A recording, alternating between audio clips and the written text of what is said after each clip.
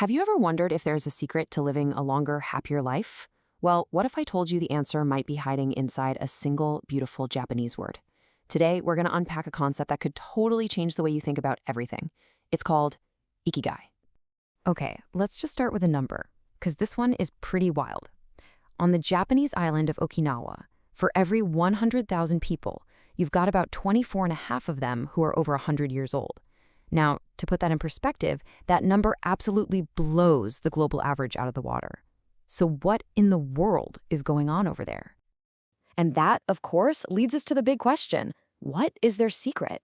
I mean, it can't just be diet or good genes, right? Turns out, it's something deeper. It's a whole philosophy, a way of life that's just woven into the fabric of their culture. And here it is.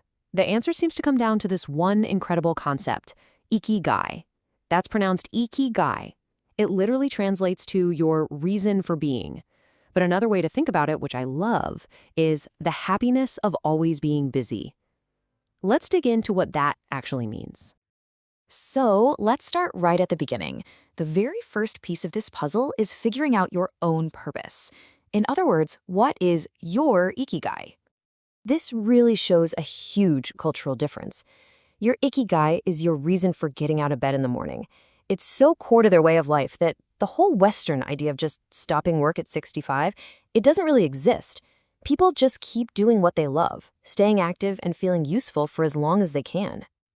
You know, it's funny, there's actually a Western school of thought that's incredibly similar. It's called logotherapy, and it was founded by Viktor Frankl, a psychiatrist who survived the Holocaust. And this table right here shows you the key difference. See, traditional therapy often has you looking backward, digging into your past, but logotherapy is all about looking forward.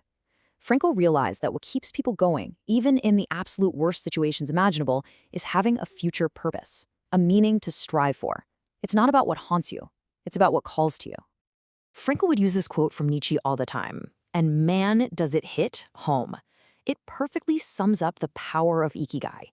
If you have a strong enough why, a really clear purpose, you can get through almost any how that life decides to throw at you. That's real resilience. Okay, so if Ikigai is the what, your purpose, then the next question is about the how. How do you actually live it? And that brings us to this amazing mental state called flow. To really get the feeling of living your Ikigai, let's take a little detour to someone you might not expect, Bruce Lee.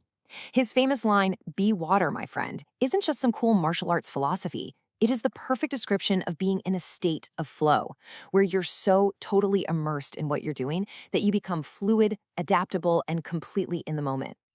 So what is flow, really? It's that magical zone you get into where you're so absorbed in something that time just melts away. You know what I'm talking about, right? Like an artist lost in a painting or a programmer just deep in the code. Everything else fades into the background, and the activity itself is all that matters. It's just pure joy. So how do you find it? Well, the key is to understand that flow lives in this very specific channel. If a task is way too easy, you just get bored. But if it's way too hard, you get super anxious.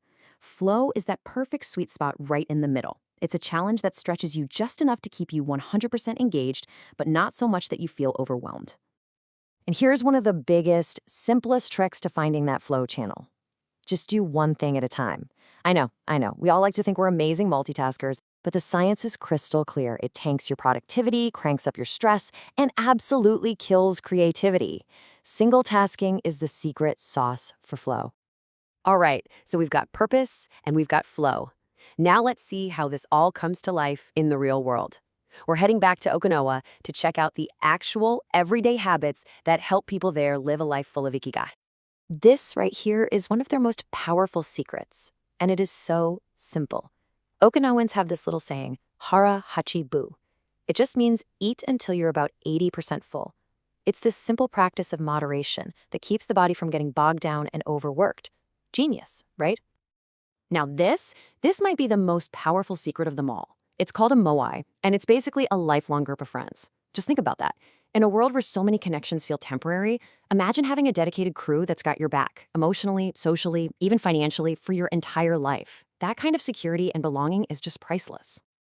And, you know, when you zoom out and look at all the world's blue zones, these spots where people live the longest, You see the same recipe over and over again. It's always a mix of a good diet with tons of plants, constant gentle movement like walking or gardening, deep social bonds, and right at the center of it all, a clear sense of purpose. Okay, so what does all this mean for you and me? Let's pull all these amazing ideas together and map out a clear path so you can start exploring this in your own life. You know, the biggest takeaway here is that this isn't some complicated, out-of-reach secret. The ideas behind Ikigai are actually really simple, they're super powerful, and you can start playing with them today. You don't have to pack your bags and move to Okinawa to start living a more meaningful life. Here it is, boiled down to 4 simple steps. Step 1, find your purpose, your Ikigai. Step 2, look for activities that get you into that state of flow. Step 3, actively build and nurture your community, your moai.